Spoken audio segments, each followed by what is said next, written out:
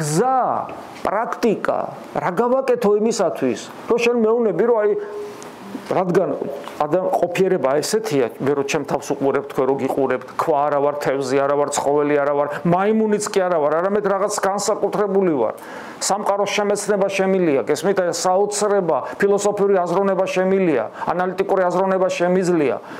და შესაბამისად, ჩემი შინაგანი სამყარო ითხოვს იმას, რომ არსებობდეს ობიექტურად არსებული სინამდვილე, ანუ ჭეშმარიტება, რომელიც უნდა იყოს ცოცხალი, სიცოცხლე, მარადიული და უცებ კითხვას დავსვავ. კი ბატონო, ეს კაია, მაგრამ როგორ ვიპოვო? გზა სად არის? აი გზაც რომ აპოვნინა, ყველაფერი მაგრად იქნება.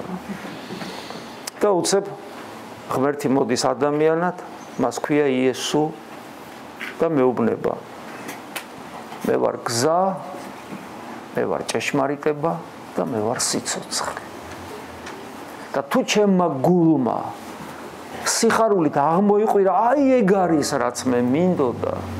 თუ ჩემმა გულმა ეს სიტყვები მოდის იესო მოდის და მეუბნება, მე ვარ გზა, მე ვარ ჭეშმარიტება, მე ვარ სიცოცხლე, თეოდორე, მე ვარ შემომხედე. შენ დაღლილი, მაშვალი, ტვირთმძიმე, ჭეშმარიტების ძიებით დაღლილი მოდი ჩემთან და მე განგისვენებ შენ.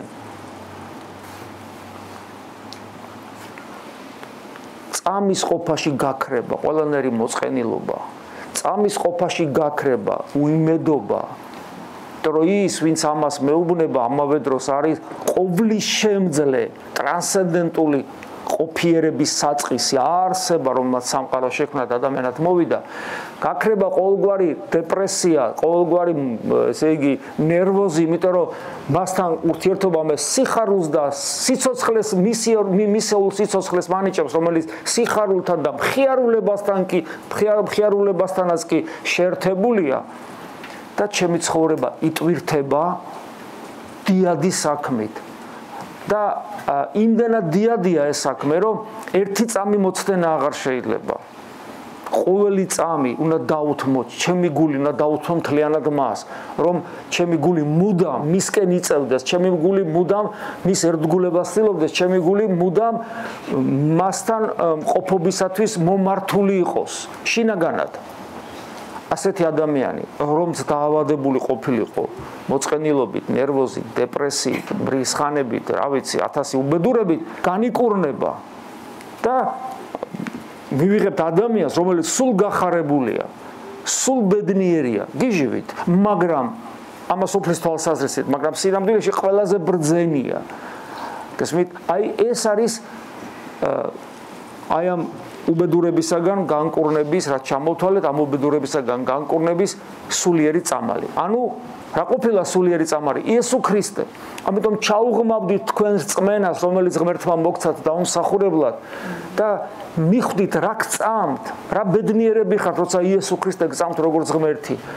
გაუხსენით მას გული, გაიხადეთ ის თქვენ გზად. ეს არის პრაქტიკა სულიერი ცხოვრებისა და თქვენ აღმოაჩენთ, რომ როგორი განსაცდელიც არ უნდა იყოს თქვენ წინაშე, როგორი გაუსაძლისი პრობლემებიც არ უნდა იყოს თქვენ წინაშე. თითქოს გადაუჭრელი პრობლემები და ჩიხური სიტუაციები თქვენ არასოდეს ჩავარდებით უიმედობაში, დეპრესიაში, არასოდეს არ იქნებით დანერვოზებულები და მოწყინებისათვის ერთი წამიც კი აღარ დაგჩებათ, სულ სავსე იქნება თქვენი ცხოვრება.